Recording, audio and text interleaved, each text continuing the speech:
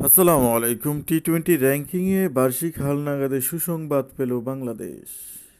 খেলাধুলা বিষয়ক সকল তথ্য পেতে এই চ্যানেলটি সাবস্ক্রাইব করে রাখুন এবং বেল আইকনটি অন করে দিন।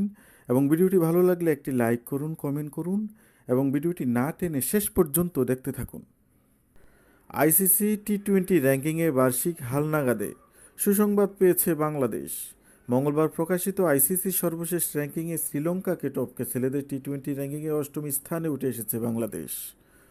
অন্যদিকে নারী ক্রিকেট রেটিং পয়েন্ট বাড়িয়ে নিজেদের অবস্থান আরও শক্তিশালী করেছে বাংলাদেশ নারী ক্রিকেট দল।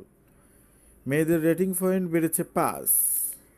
10 নম্বরে থাকা বাংলাদেশ এখন নবম স্থানে থাকা আয়ারল্যান্ডের চেয়ে মাত্র 1 পয়েন্ট পিছিয়ে আছে।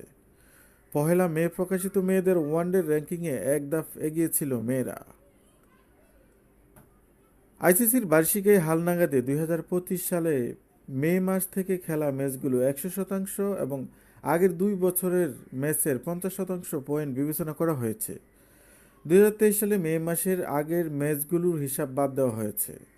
এই সমীকরণে 6 রেটিং পয়েন্ট হারিয়েছে শ্রীলঙ্কা, ফলে তারা নবম স্থানে নেমে গেছে। বর্তমানে শ্রীলঙ্কা ঠিক 1 পয়েন্ট পেছনে দশম স্থানে আছে আফগানিস্তান। ভারত ও শ্রীলঙ্কা অনুষ্ঠিত টি-20 বিশ্বকাপের শিরোপাধারী ভারত 275 পয়েন্ট নিয়ে নিজেদের শীর্ষস্থান ধরে রেখেছে। তবে দ্বিতীয় স্থানে থাকা ইংল্যান্ডের 262 সঙ্গে তাদের ব্যবধান 14 থেকে কমে 13 পয়েন্টে দাঁড়িয়েছে। 258 পয়েন্ট নিয়ে অস্ট্রেলিয়া রয়েছে তৃতীয় স্থানে। র্যাঙ্কিংয়ের শীর্ষ 7টি অবস্থান কোনো পরিবর্তন আসেনি।